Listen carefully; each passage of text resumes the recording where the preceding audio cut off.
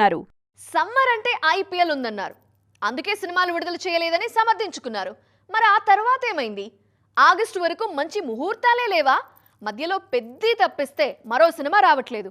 ఈ గ్యాప్ ఎందుకు? జూలై ఏం పాపం చేసింది?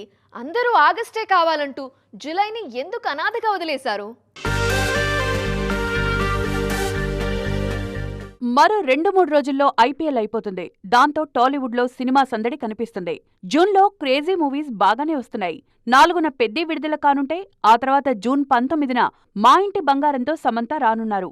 మరో వారం రోజుల తర్వాత జూన్ 26న అఖిల్ లెనిన్ విడుదల కానుంది. పోనీలే, జూన్ నుంచి నాన్ స్టాప్ గా సందడి ఉంటుందని సంబరపడుతోన్న వేళ జూలైను అనాథలా వదిలేశారు మనోళ్లు. కారణం తెలియదు గాని జూలై 3న నాగబంధం, రావు బహదూర్ మినహాయిస్తే ఆ నెలంతా మరే సినిమాలు రావట్లేదు.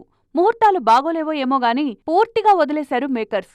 మళ్లీ ఆగస్టు హౌస్ఫుల్ అయిపోయింది. 2 నెలల ముందే ఆగస్టు హౌస్ఫుల్ అయిపోయింది. ఇప్పటికే ఆగస్టు 21న నాని ప్యారడైజ్ లాక్ అయింది. పాన్ ఇండియా వైడ్ గా రానున్న ఈ చిత్రంపై అంచనాలు భారీగా ఉన్నాయి.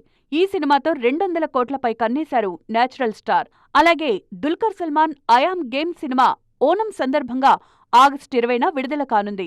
ఆగస్టు 28న శర్వానంద్ భోగి విడుదల కానుంది.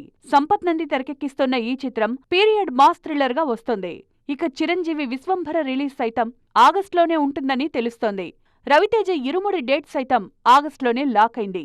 15 ఆగస్టు స్పెషల్ గా ఇరుముడిని తెచ్చే ప్రయత్నాలు జరుగుతున్నాయి.